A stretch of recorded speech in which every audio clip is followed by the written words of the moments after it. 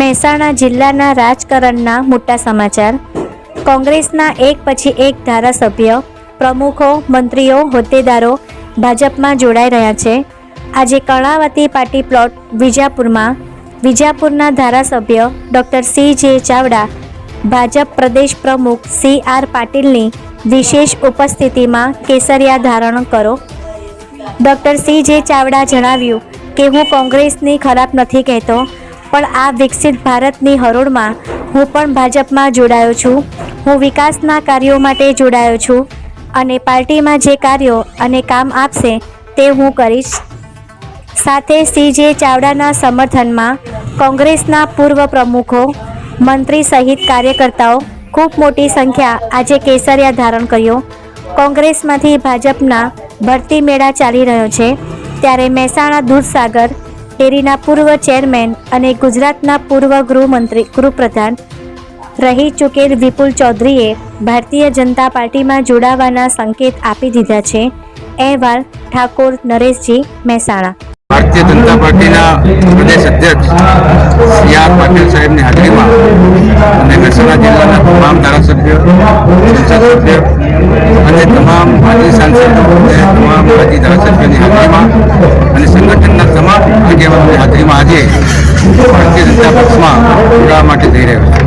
ટૂંક જ સમયમાં પાટીલજીની હાજરીમાં ભારતીય જનતા પક્ષના એક કાર્યકર તરીકે જોડાવાનું કારણ આપ પૂછી રહ્યા ત્યારે કહી કે સમગ્ર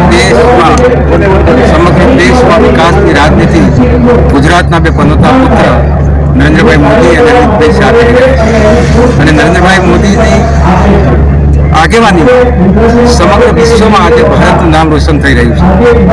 નાની મોટી વાતોમાં પરવા કરતા દેશનામાં જે કામ ગુજરાતના બે પનોતા પુત્રો કરી રહ્યા છે અને ગુજરાતનો વિકાસ પણ એક ગુજરાત મોડેલ તરીકે વિકસી રહ્યું છે, ત્યારે હું આજે વિકાસની નીતિમાં, વિકાસના રાજકારણમાં જોડાવા માટે ભારતીય જનતા પક્ષ સર, હવે સી.જે. ચાવડા સાહેબ શું વિજાપુરના ધારાસભ્ય કે પછી બીજું કંઈ?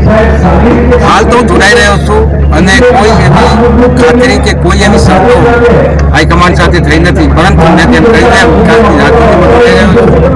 એમને જ્યાં મારો સદુપયોગ કરવાનું લાગશે ત્યાં હું સાહેબ, તમે જીત્યા પછી ખાસ કોંગ્રેસમાં દેખાતા નતા, એટલે પહેલાથી પ્રી પ્લાનિંગ હતું કે તમે ભાજપમાં જોડાવાનું છો? કોંગ્રેસ પાર્ટીમાં 25 વર્ષથી કામ કરતો આવ્યો છું અને કામ કર્યું છે અને જ્યારે જોડાયો એના આગલા દિવસે 19 તારીખે મેં એના 2 દિવસ પહેલાં 17 તારીખે દિલ્હી ખાતે હાઈકમાન્ડમાં સાબરકાંઠા જિલ્લાના પ્રભારી તરીકે હાજરી પણ આપી પણ કરી અને જ્યાં જ્યાં મારી જવાબદારી સોંપી તો કરી। કોંગ્રેસ છોડવાનું મુખ્ય કારણ શું છે?